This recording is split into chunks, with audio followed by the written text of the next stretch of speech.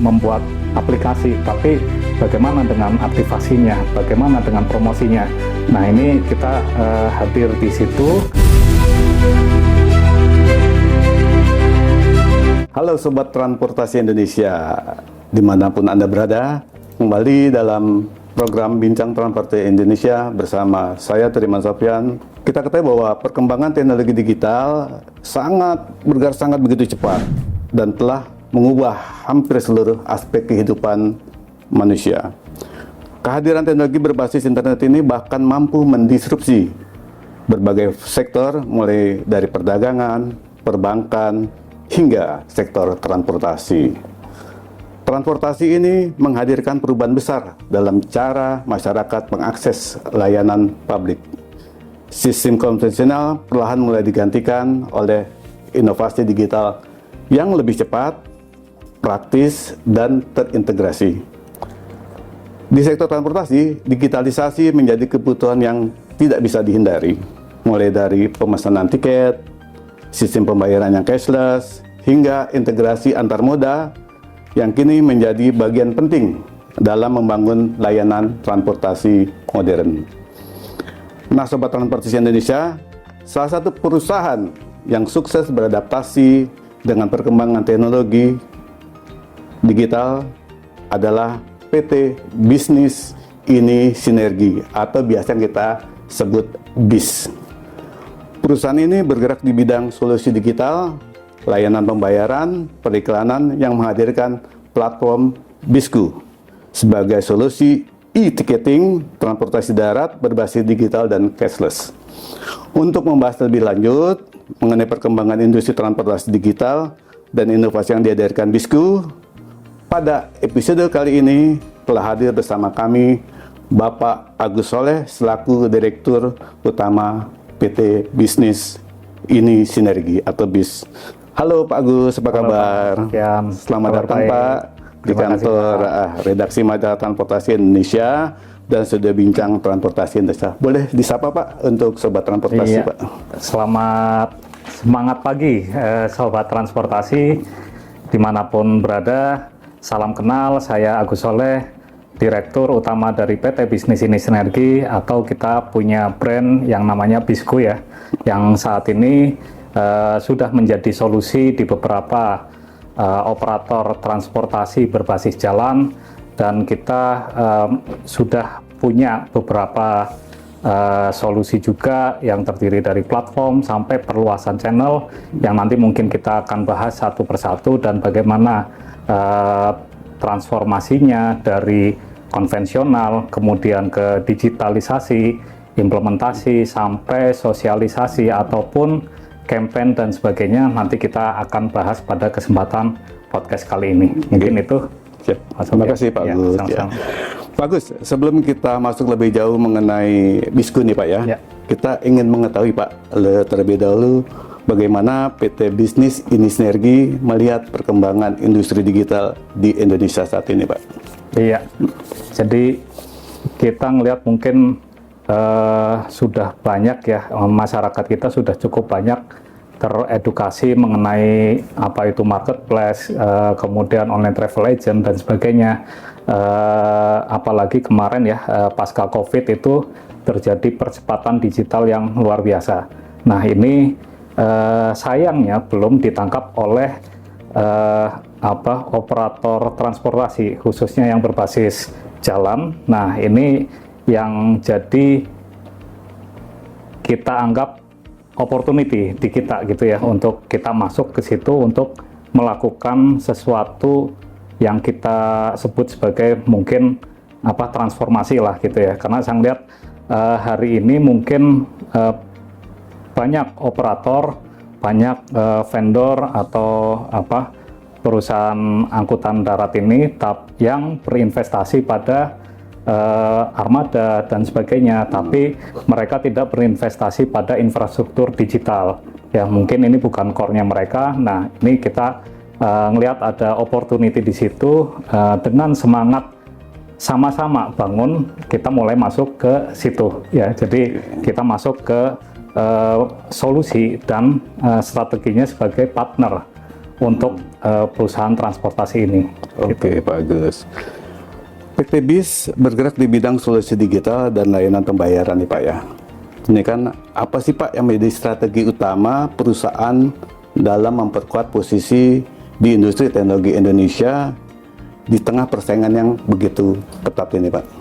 Ya, satu, kalau bicara bikin solusi, mungkin banyak perusahaan atau software house ya, perusahaan perinti lunak yang mungkin bisa menghadirkan solusi. Tapi pertanyaannya, apakah mereka menguasai knowledge tentang transportasi ini? Ya, seperti kita tahu, transportasi berbasis darat ini banyak macamnya, dimensinya juga banyak. Belum lagi karakteristik di Indonesia seperti apa, channel-channel penjualan mereka sekarang seperti apa. Ini belum ada yang mungkin knowledge-nya sampai ke situ gitu kan. Kemudian yang kedua, tadi kan dari sisi teknologi ini kita punya knowledge-nya terhadap industri transportasi ini. Kemudian yang kedua, kita juga punya banyak partner atau banyak mitra gitu ya, yang hari ini kita kerjasama dengan mereka. Jadi kita nggak gerak sendiri, kita dengan berbagai macam partner, mulai itu dari payment solusi atau payment gateway gitu ya, kemudian ada device, kemudian ada media dan sebagainya. Nah ini kita gabung sampai manufaktur, karoseri dan lain-lain. Ini kita bikin sebagai satu kesatuan ekosistem, kita bawa masuk ke dalam transportasi ini. Jadi kita bukan sekedar bikinin aplikasi atau platform, tapi kita ngejahit semua solusi dan kita tawarkan kepada industri ini untuk sama-sama dimanfaatkan dan sama-sama berkembang. Kurang lebih seperti itu, Pak. Menarik sekali Pak Gus terkait dengan knowledge ya, atau pengetahuan nih Pak. Yang dimaksud Bapak ini knowledge untuk sektor transportasinya atau memang teknologi digitalnya atau kedua-duanya nih Pak? Nah, kedua-duanya Pak, baik itu kami sebagai perusahaan teknologi atau partner-partner kami yang ada di luar dari transportasi ini, mereka kan nggak ngerti, oh di bis itu ternyata ada loh yang memang kalau pesan itu memang harus pesan seat gitu ya. Ada juga yang model-model komuter gitu kan, dan ini kan random sekali mungkin beberapa ini. Jadi ada yang harga tiketnya masih di bawah 10.000 pun ada kan Pak. Iya. Tapi yang sudah nyampe ratusan ribu atau mungkin sampai 1 juta itu juga sudah ada gitu kan. Nah ini kan otomatis spread penumpangnya juga macam-macam gitu kan. Belum lagi tingkat literasi keuangannya, apakah mereka sudah mengenal cashless atau belum. Ya, belum lagi di dalam industrinya sendiri ini ada mungkin orang-orang di luar transportasi belum tahu apa itu ritase ya, setoran langsiran dan sebagainya, macam-macam gitu kan. Nah itu kan dan saya sering ngobrol dengan teman-teman yang non transportasi, mereka juga asing dengan kata-kata bumel dan lain-lain. Nah ini kan apa ini? Nah itu kan yang jadi bahwa nggak semua pemain di teknologi ini ngerti terhadap industri ini. Pun sebaliknya di industri transportasi sendiri banyak operator yang hari ini itu mengklaim kalau mereka sudah tiketing online ya, tapi setelah kita ngelihat ya hanya punya aplikasi pemesanan, namun saya lihat masih banyak yang bisa dioptimalkan. Nah ini yang mungkin kita di sini PT BIS ini hadir untuk melengkapi atau membantu itu. Kita bukan sekedar membuatkan platform, tapi juga mengaktifasi, mempromosikan dan sebagainya sampai betul-betul ini optimal. Bahkan dari mitra-mitra yang kita sudah tangani saat ini itu growth-nya luar biasa, bukan cuma sekedar memindahkan channel penumpang itu dari yang tadinya beli tiket di agen kemudian ke dalam aplikasi, tapi juga dari channel-channel lain, bahkan penumpang dari mode transportasi yang lain pun akhirnya bisa beralih atau menggunakan transportasi darat berbasis jalan ini gitu. Nah, itu yang sudah pernah kita lakukan kurang lebih seperti itu, Pak. Ini sangat menarik sekali nih, Pak. Ini kan tentu saja ya Sobat Transportasi Indonesia penasaran nih, Pak, dengan inovasi terbaru dari BIS. Saat ini program apa atau pengembangan apa yang sedang menjadi fokus utama perusahaan, Pak? Oke. Jadi saya atau kami itu mengembangkan PT BIS ini, itu kita ada 3 pilar, Pak, yang kita coba jalankan ya, dan kita bentuknya seperti roadmap di kita sendiri, karena kita tahu saat ini literasi digital baik itu dari stakeholdernya tadi, dari operator bus, kemudian dari penumpang dan sebagainya, ini masih cukup minim ya. Nah, ini pilar pertama adalah digitalisasi ya. Jadi kita masuk sebagaimana core kita memang di perusahaan digital ya, kita nawarkan, dan ini pilar utama kita, digitalisasi. Jadi kita punya yang namanya Transport Management System ya. Di situ ada satu dashboard komplit mulai dari inventory, kemudian penugasan, penjadwalan, penjualan, sampai kepada setoran, settlement, sampai disbursement, refund dan sebagainya. Ini fasilitasnya ada dalam platform Transport Management System itu, dan ini pun nanti channel penjualannya juga bisa macam-macam, dan kita juga punya banyak alat. Kurang lebih sekarang sudah jalan hampir mendekati 1.000 ya, 500 ke atas. Itu kita punya edisi electronic data capture ya, MPOS, berbasis Android, yang itu bisa menangani metode pembayaran dengan debit atau kartu kredit, kemudian kris. Dan kita juga salah satu yang pertama dengan Bank Indonesia ya untuk aktivasi kris tap gitu. Jadi kita juga hadir di beberapa event dengan Bank Indonesia untuk sosiali penggunaan kris tap. Kita juga termasuk salah satu yang pertama. Kemudian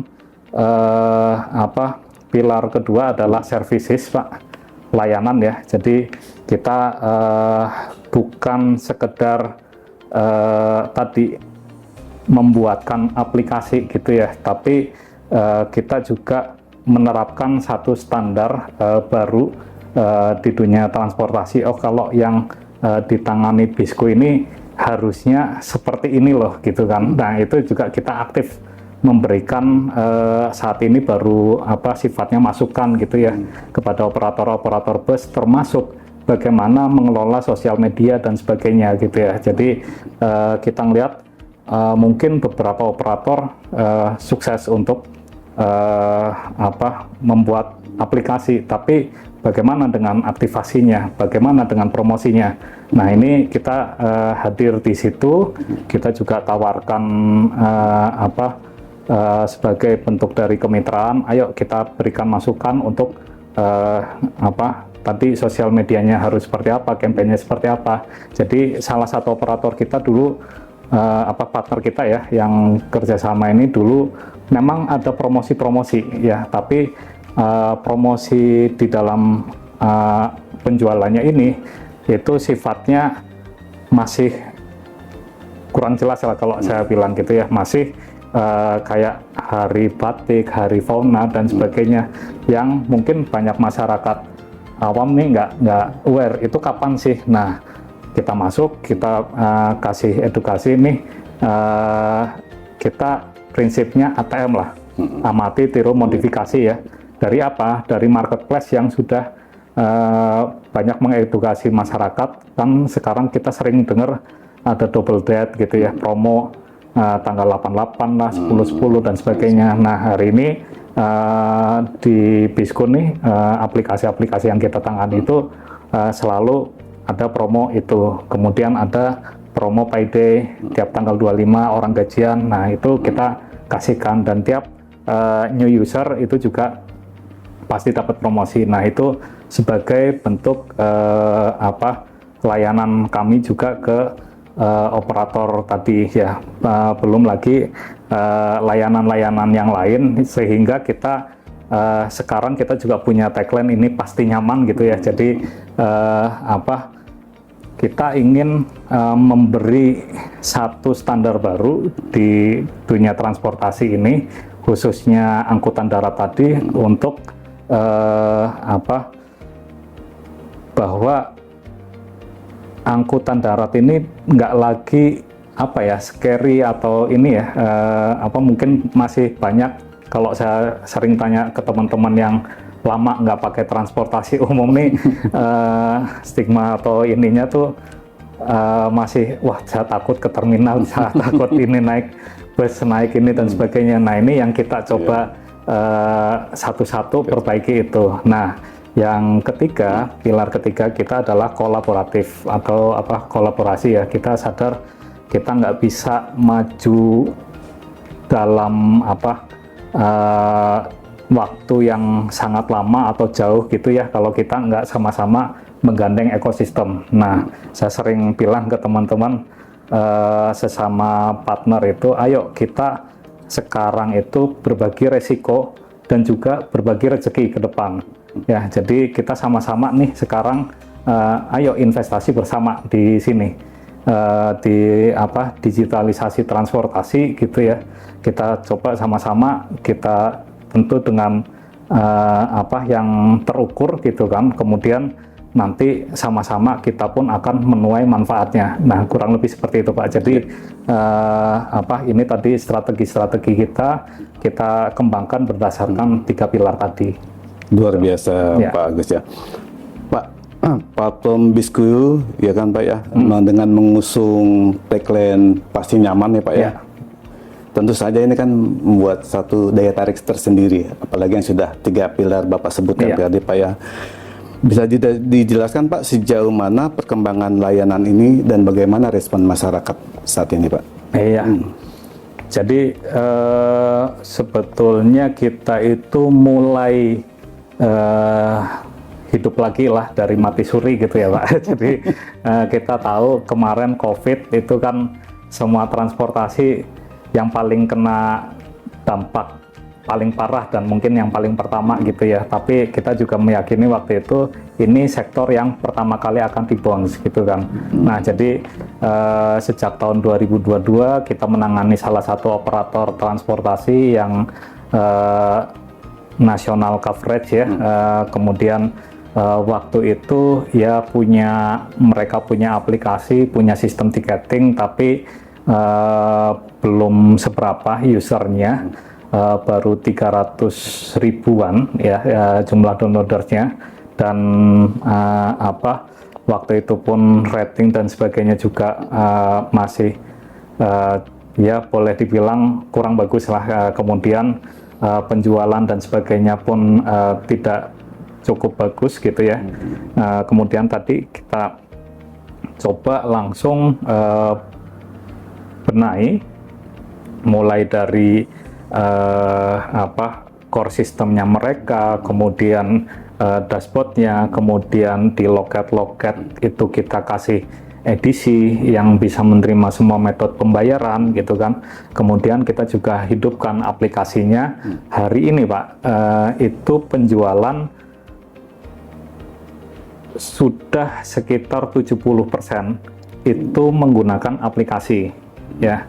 Yang kedua, cashless juga kurang lebih sekitar 85% itu sudah cashless gitu ya. Jadi tadi dengan aplikasi sudah 70%, kemudian cashlessnya tadi dengan loket-loket dan juga aplikasi itu sendiri total sudah sampai 85%. Dan yang sangat menarik dan mungkin para operator transportasi ini belum menyadari bahwa mereka itu punya satu aset yang besar yang belum dimanfaatkan sepenuhnya gitu ya, yakni basis data penumpang. Nah, kita sekarang punya di operator-operator ini mereka akhirnya punya sendiri nih basis data penumpang. Tadi di operator tadi itu sudah sampai 3 juta lebih jumlah downloaders dari aplikasinya, dan itu sudah satu hal yang mungkin kita boleh bilang luar biasa untuk ukuran transportasi, punya downloaders untuk apps-nya itu sebanyak itu. Luar gitu biasa, Pak. Pak, kita tahu bahwa teknologi digitalisasi tidak berjalan sendiri nih, Pak ya. Bagaimana sih BIS membangun kemitraan dengan perusahaan transportasi, logistik hingga sektor teknologi itu sendiri, Pak?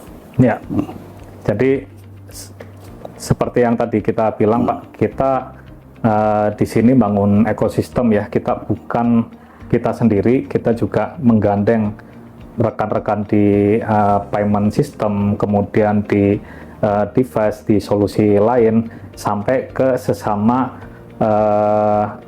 moda transportasi. Jadi kita juga nanti sampai ke depan tuh sampai integrasi antar moda itu juga kita pikirkan sampai sana, Pak. Jadi kita pengen menciptakan experience itu nanti ke depannya sampai door to door ya. Jadi bukan cuma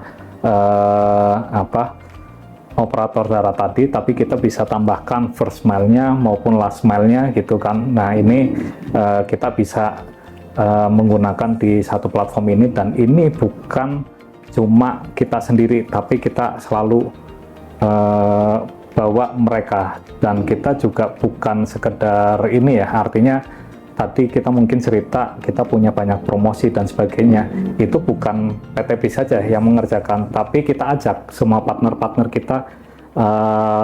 Kan kita sekarang punya data, payment channel A itu transaksinya sekian persen, payment channel B sekian persen. Nah ini kita bisa bikin program-program dari situ dengan mengajak masing-masing, entah itu e-wallet, perbankan dan sebagainya.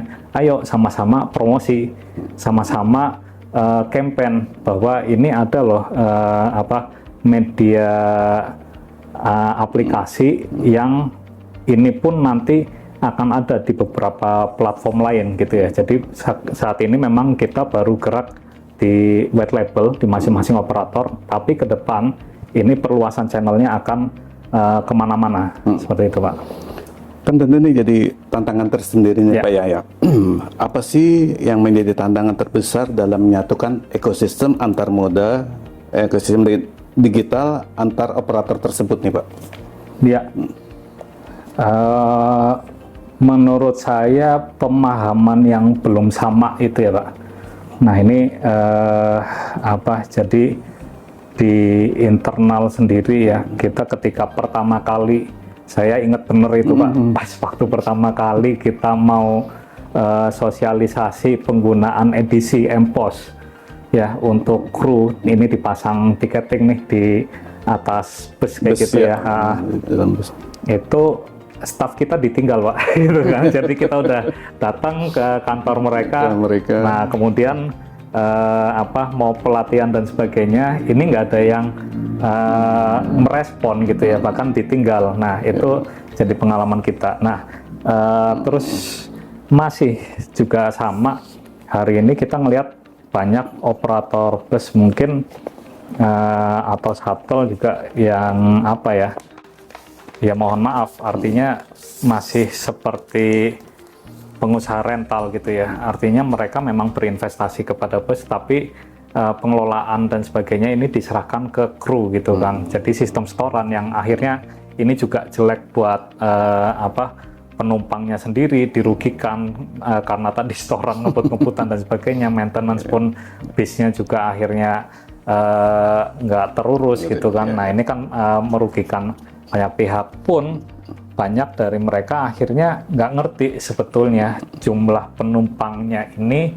berapa gitu ya. Nah amit-amit sampai kita mungkin ngerti lah, ada satu jokes di industri ini tuh bahwa pengusaha bus itu atau shuttle ya nggak ngerti jumlah penumpangnya berapa kecuali amit-amit ada kecelakaan. Nah itu baru tahu, oh ternyata penumpang saya itu selama ini sekian loh, tapi kalau di laporan kok sepi.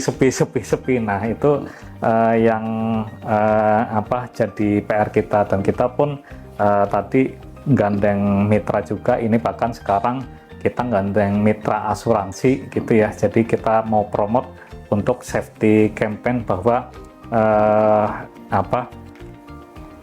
operator yang kerjasama dengan BISCO itu udah otomatis nantinya akan dapat extra cover terhadap perjalanannya gitu ya penumpang. Jadi ini di luar Jasara Harja kita juga kasih extra cover ke penumpang. Jadi penumpang bisa duduk tenang ya, yang tadinya mungkin proses klaim dan sebagainya ribet, di operator yang kita tangani itu karena sudah ada data manifest penumpang bisa langsung tercover gitu ya. Dan juga ini mungkin ketika ada penumpang yang MD di jalan bukan karena kecelakaan, mungkin kelelahan, sakit jantung dan sebagainya gitu ya, itu juga dapat cover dari asuransinya. Nah itu yang kita salah satu yang sedang kita kerjakan. Jadi kita sudah bukan bicara tentang tiketing lagi, tapi tadi